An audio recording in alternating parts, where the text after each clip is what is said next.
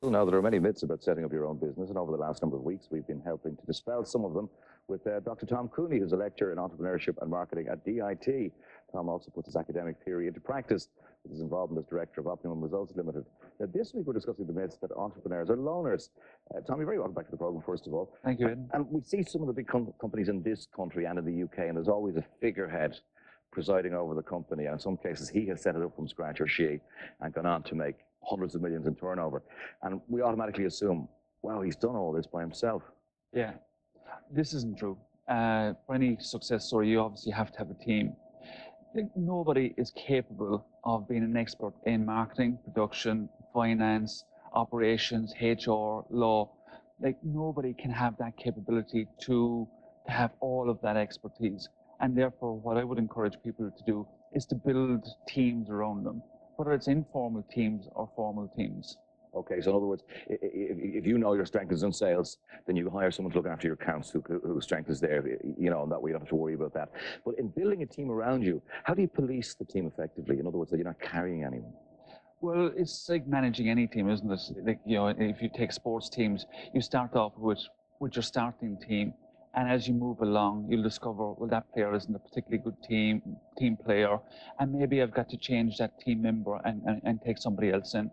Actually, I was recently, I was at a function where Padraig O'Cady of Iran, and he was talking about when he started the business, it was 250,000 turnover, and now it's 64 million turnover.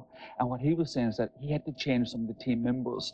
He likened it to when he was playing junior football. Right. That they trained really hard. They won the county. Great success story. They moved up to the senior grade, and they couldn't compete because players who were good at junior level just couldn't compete at senior level. And he said it's exactly the same way in business. Time to move on.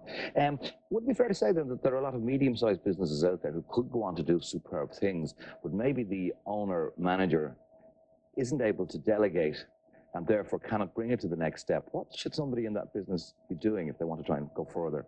Actually, very often, Aidan, the problem with taking it to the next level is the owner-manager. There's actually a very good article called for the company to grow, must the founder go. Okay. And because one of the things that has happened is that the entrepreneur has started a business, has entrepreneurial management skills, but doesn't have professional management skills.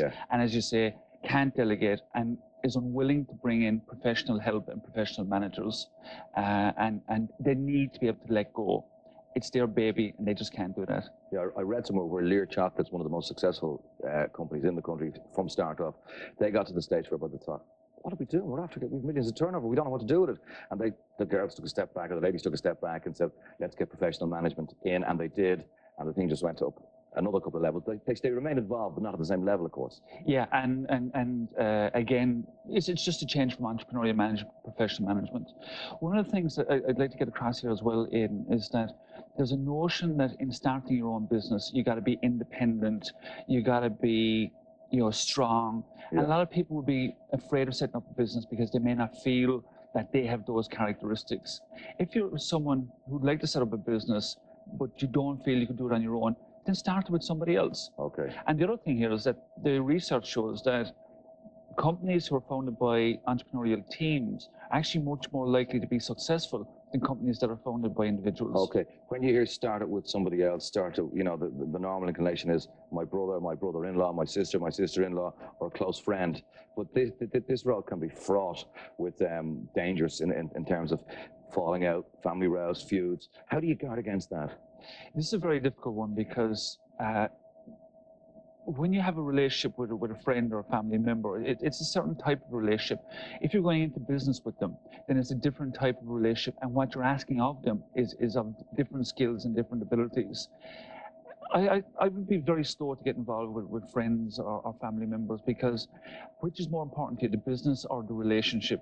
And people fall out in business. Absolutely. And this could be one of the consequences of going into business with somebody a family member. Yeah. So maybe do a little trial first. Well, yeah. If at all possible. Yeah.